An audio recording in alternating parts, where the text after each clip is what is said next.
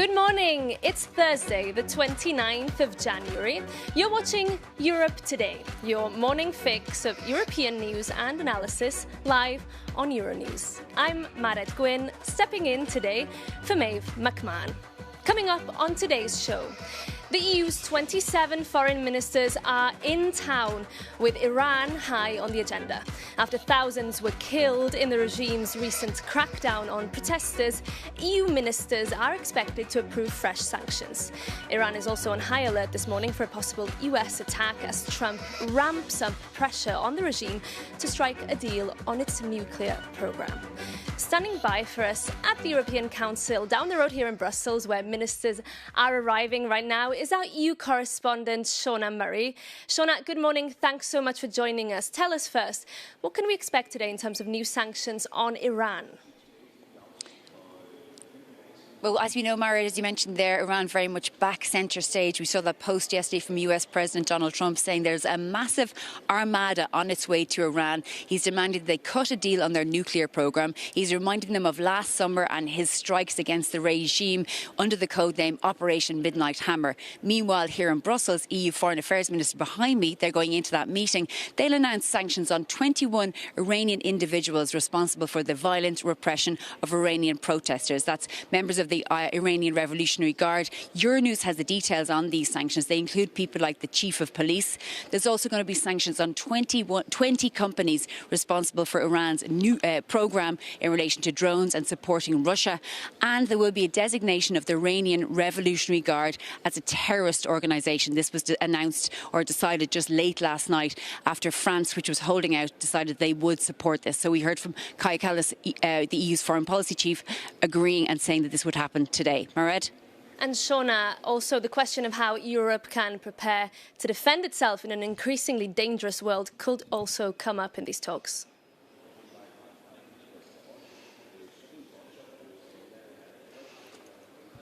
The line's gone. I believe we've lost Shauna there, but we did get that update on the sanctions that we're expecting the EU to announce, including that blacklisting of the IRGC, which is the Iranian Revolutionary Guard. We will hear more from Shauna during the day here on Euronews. But in the meantime, we'll move on, and we're now moving on to the NATO boss, Mark Rutte. His comments earlier this week have divided opinion across the continent. Our Jakob Janus has been taking a closer look at who Mark Rutte really is. Mark Rutte is on fire. And his message to anyone who thinks the EU can survive militarily without the US? Keep on dreaming. You can't. And there is backlash, but Rutte doesn't care. Why? Because he's the only European who speaks Trump's language. But when he takes off his glasses, who is he really? Meet Teflon Mark. He was the longest-serving Dutch Prime Minister because absolutely nothing sticks to him. He went from riding a bicycle in The Hague during his premiership to flying constantly across the Atlantic to put out NATO fires. And meet the pianist. He gave up his dream of becoming a musician because he claimed he wasn't good enough. But he mastered a different instrument called consensus. With the Greenland clashes testing the alliance, he's working overtime to keep 32 nations in tune, while Washington keeps trying to change the sheet music. And Brussels calls him the Flying Dutchman. Not because of the myth, but by constantly flying back and forth to the White House. He is a top collector of miles and more points. Finally, meet the good cop, complimenting Trump's bad cop. The man who once led Europe's frugal four, refusing to spend a single extra euro, is now pressing Europe to spend 5% of its GDP on security. And then there is the daddy issue. He once joked that Trump is the daddy of geopolitics. Well, judging by the leaked text where Rutte praises him, it seems Mark is trying very hard to be his favorite child. But Mark, being Trump's favorite is a hard job. And I am sure our friend Elon can tell you something about it.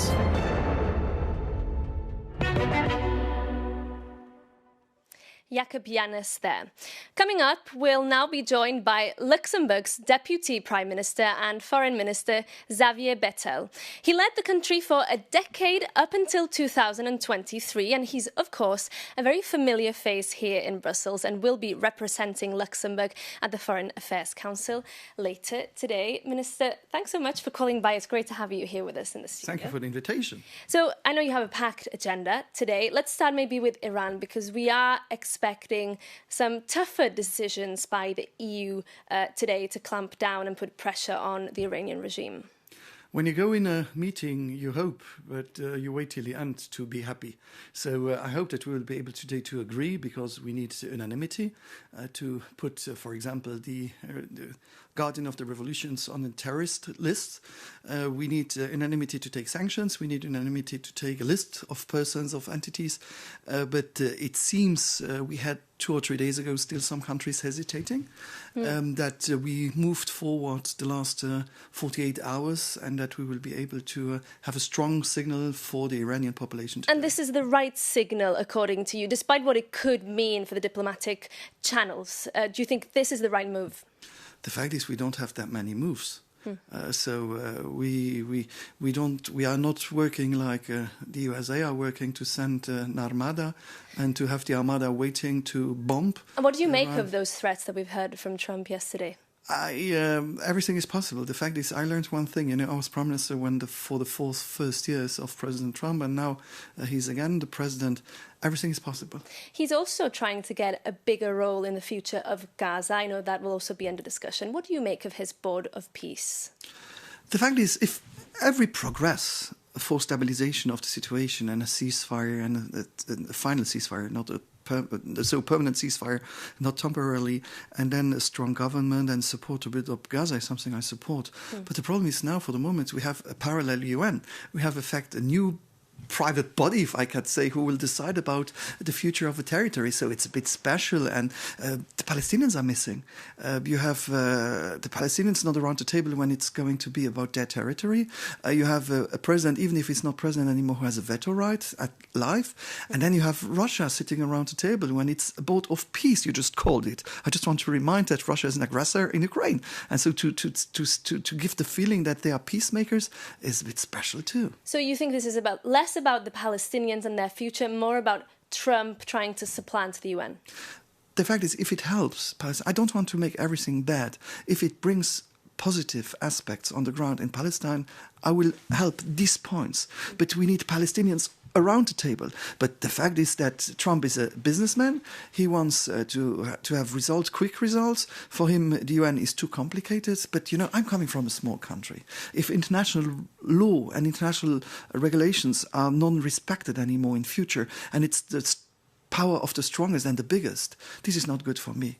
And also for a lot of other countries, not good. He has been challenging the very rules on which the international order is now based. But with Ukraine, he has managed to get Russians and Ukrainians around the table. Does he deserve credit for that? And shouldn't Europeans be doing more to get directly involved in these peace talks? I just want to remind that he was the first one to take President Putin out of the isolation, bringing him to Alaska, where everybody was saying we need to show that we don't want to work with him. So he was the first one. We need a talk. Someone able to talk with Russia. But the fact is, I just want to remind that he said, I think it was 48 hours when he was coming in office, that he would find a solution. And a solution cannot be humiliation of Ukrainians. But too many people died. It's time for direct talks with President Putin. Should Europe be sending an envoy to these talks? If we don't have talks, we want to find solutions. I had talks with President Putin and President Zelensky 3 years ago when I was still the Prime Minister, and every week, and we had good talks. But I have to admit that I had some pressure from other European countries who didn't want me to have these talks. They told me, Luxembourg to be able to have these talks? That's a big error, because this is it's the question of human relations, not the question of the size of the country who makes a difference. And on the other hand, Bucha happened, and after Bucha I was not able to have these talks anymore with President Putin. But we need to talk with them if we want a solution. If we can't talk to them, we won't find a solution. And if I was too small to do it, if then President Macron or someone else is able to represent Europe because they don't want to talk to Kaja Kallas, but I think without talks we won't find solutions. So Macron, anyone else you think in the continent who could represent you? You seem to know Putin. You've met him in Moscow. Would you be willing to take on this role? I don't have the ego to say that I'm the right person to do it, but if people are convinced that I could be helpful, I will do it in any position. I don't need to be on the front of the scene. I can do it also on the back. When I had talks with President Putin and President Zelensky, I didn't speak that much about it. But then when there was a press statement from the Kremlin, it was difficult to deny anything. So, but if I can be useful, I love to be useful, but I don't have the ego to say that I'm needed. Meanwhile, of course, the Ukraine war is raging on and Europe is really having to think about its future, the transatlantic relationship in tatters after the recent threat over Greenland and so on. How do you see the future? And what do you make of Mark Rutte's comments earlier this week that Europe can keep on dreaming if it thinks it can go alone? If it's now, it's like now. For me, in fact, Europe has a wake-up call also because of President Trump.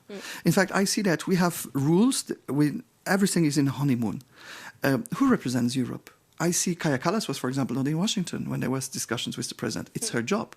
So I think it would be important to see how we could have also legitimacy that for the next European elections, or the president of the Commission or the president of the Council should be someone who's got the legitimacy also from the electors. That would be in elections and they could be directly elected. So to be the one who can try to form the next Commission, and then they still need a majority in parliament, but so that we have a president of Europe who is really the strong person. We are absent. There are discussions in some countries about Ukraine. Okay. Europe is not there. We're going to have to leave it there, Minister. Thank you so much. We hope to get you back in the studio very soon. Now, moving on, public backlash is growing in Italy over the US's decision to send officers from its ICE immigration agency to the Winter Olympics next week. ICE agents were involved in a fatal shooting in Minneapolis over the weekend. For more, we can cross over to our correspondent Giorgia Orlandi, standing by for us in Rome. Giorgia, good morning. Give us a sense of what the reaction has been to all of this in Italy.